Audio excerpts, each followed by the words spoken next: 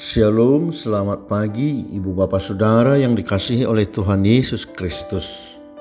Kita kembali berjumpa dalam ibadah harian keluarga hari ini Kamis 30 November 2023. Mari kita berdoa.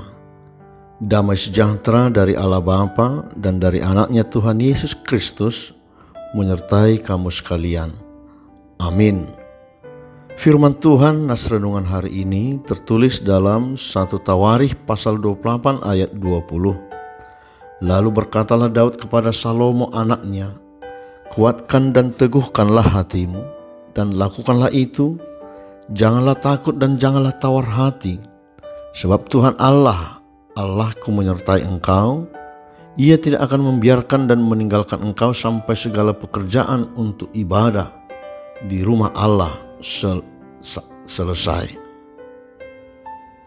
Ibu bapak saudara yang dikasihi oleh Tuhan Yesus Kristus, dalam 1 Tawarikh ini banyak menceritakan tentang rencana dan persiapan pembangunan bait suci yang digagas oleh Raja Daud.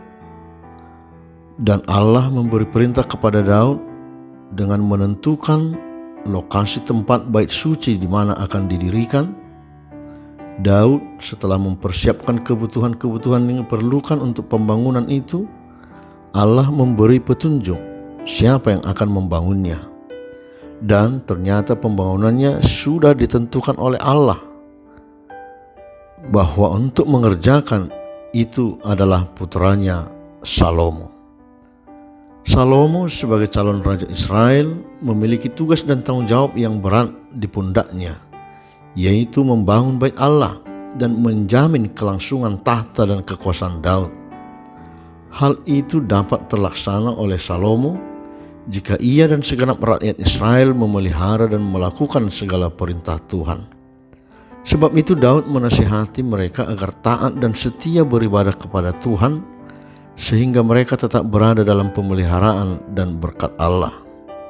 Selanjutnya ditetapkanlah peraturan-peraturan untuk pelayanan dalam bait suci.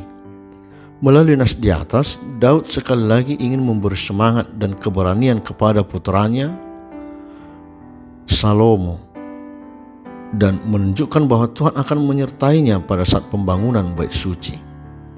Jadilah kuat, tetaplah semangat, dan bertindaklah. Dalam teks asli berarti jadilah kuat itu hiburlah dirimu. Janganlah putus harap, janganlah gentar, lakukanlah, dapat dipahami sebagai himbauan untuk bertindak. Ibu bapak saudara dalam Yesus Kristus, tentu bukan secara kebetulan nas ini menjadi renungan terakhir dari saya di gereja kita HKBP Resort Serang, khususnya HKBP Maranta Cilegon, di mana pada hari Minggu 3 Desember ini akan pindah tugas pelayanan ke HKBP Jatiwaringin. Pesan tentang pembangunan gereja di Cikuasa kita yakini berada dalam kuasa otoritas Tuhan. Kapan akan berdiri, di mana dan oleh siapa, semuanya atas seizin Tuhan. Yang utama dan mendasar bagi kita adalah sebagaimana dilakukan oleh Daud. Selagi diberi kesempatan dan kepercayaan untuk melayani, mari kita lakukan dengan sebaik-baiknya apa yang menjadi tugas, tanggung jawab, dan kewajiban kita. Saya juga menyadari ketika pembangunan gereja belum dapat berdiri, perizinan yang tidak kunjung tuntas. Setidaknya kita telah berupaya dengan sekuat tenaga bahwa pondasi bangunan gereja di Cikuasa sudah berdiri. Selanjutnya, panitia pembangunan bersama pendeta dan parhalado dan warga jemaat harus bersatu padu melanjutkannya. Sekali lagi, sebagaimana firman Tuhan katakan hari ini, kuatkanlah dan teguhkanlah hatimu, dan lakukanlah itu, janganlah takut dan janganlah tawar hati, sebab Tuhan Allahku menyertai engkau. Ia tidak akan membiarkan dan meninggalkan engkau sampai segala pekerjaan untuk ibadah di rumah Allah selesai. Semangat, keberanian, dan ketulusan yang disampaikan oleh Raja Daud kepada anaknya Salomo dapat juga kita terapkan dalam perjalanan hidup kita ini selama di dunia ini, dan dalam upaya pembangunan bait suci rohani, yaitu jiwa dan hidup kita.